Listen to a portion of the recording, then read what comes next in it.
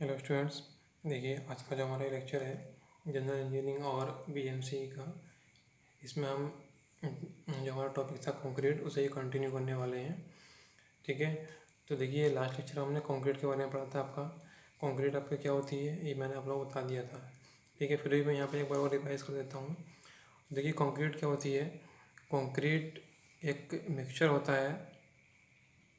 ठीक है, किसका मिक्सचर होता है ये होता है आपका सीमेंट का,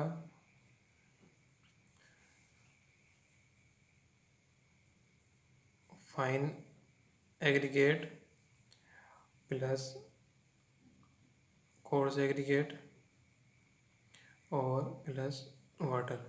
ठीक है, यानी cement, fine aggregate, coarse aggregate. Fine aggregate जो होता है आपका, जिसे हम सैंड कहते हैं, या फिर बालू जो होती है वो।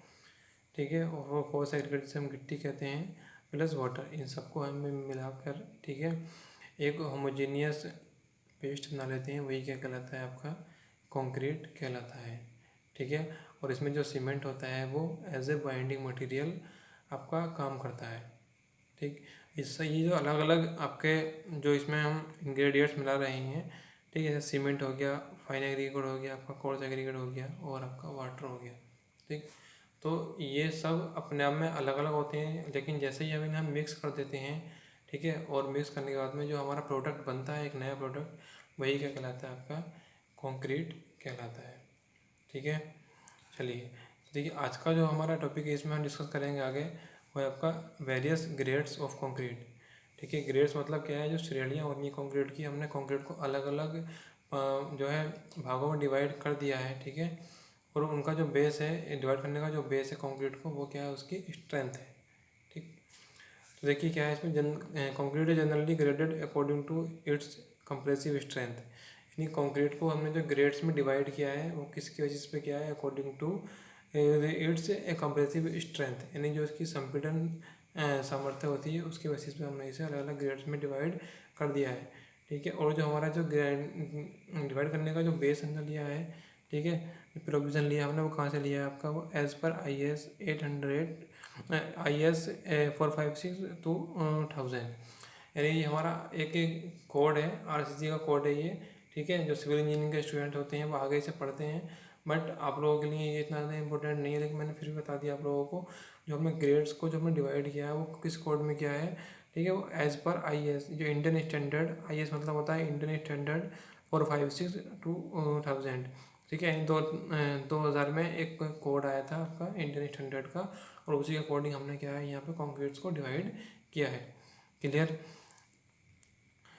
ठीक है, तो देखिए, अब ग्रेड्स में डिवाइड तो कर दिया हमने, तो कैसे कैसे हम जो है इसे ग्रेड्स में रखते हैं। ठीक है, और क्या क्या उसका प्रोपोर्शन होता है अलग अलग, वो देखते हैं यहाँ पे। तो देखिए, पहला होता है इसमें जनरल कंक्रीट, या इसे हम कहते हैं लो स्ट्रेंथ कंक्रीट। यानी ऐसी कंक्रीट जिसकी स्ट्रेंथ क्या होती है, लो होती है, कम होती है, उसे हम लोग कह देते हैं जनरल कंक्रीट। और इसमें जो आपकी ग्रेड्स आती हैं वो आती है आपकी M5, M7.5, M10, और इसमें आपका है M15 और M20 और M25। ठीक है, तो देखिए M5 की अगर हम बात करें, M5 ग्रेड, इसका मतलब क्या है कि देखिए इसमें जो प्रोपोर्शन रहेगा आपका, ये वाला जो प्रोपोर्शन वन वन जो शो कर रहा है वो है इसमें सीमेंट का पार्ट है। 5 क्या शो कर रहा है इसमें, वो है आपके फाइन एग्रीगेट है। ठीक है, यानी जैसे हम कहते हैं सैंड है ये। और जो आपका इसमें 10 जो शो कर रहा है वो है इसमें कोर्स एग्रीगेट है। ठीक है, जिसे हम गिट्टी कहते हैं। यानी एक पार्ट सीमेंट का, 5 पार्ट आपके सैंड के, और 10 पार्ट अगर हम कोर्स एग्रीगेट या गिट्टी के ले लें, उन सबको मिक्स कर लें पानी के साथ में। ठीक है, तो वो जो हमारी ग्रेड बनती है वो कहलाती है आपकी M5। अब इसे हमने M5 क्यों कहा, तो हमने इसे M5 इसलिए कहा कि जब हम इन सारे इंग्रेडिएंट्स को इस रेशियो में मिलाएंगे, 1:5:10 के रेशियो में मिलाएंगे, और रेशियो मिलाने के बाद में हम क्या करेंगे, उसका एक क्यूब बना लेंगे। ठीक है, एक घन बना लेंगे, और उस घन को क्या करेंगे हम 28 डेज के लिए, ठीक है, जो भी आपने क्यूब बनाया है उसे क्या करेंगे हम 28 डेज के लिए वाटर में रखेंगे, यानी पानी में रखेंगे। ठीक है, ऐसी क्यूरिंग करेंगे। और 28 डेज़ के बाद में क्या करेंगे हम उसे, एक कंप्रेशन टेस्टिंग मशीन होती है, ठीक, उस कंप्रेशन टेस्टिंग मशीन में जब उसे हम चेक करेंगे, उस क्यूब को हम यहाँ बीच में रख देंगे, इस तरह से होता है आपका कुछ ये।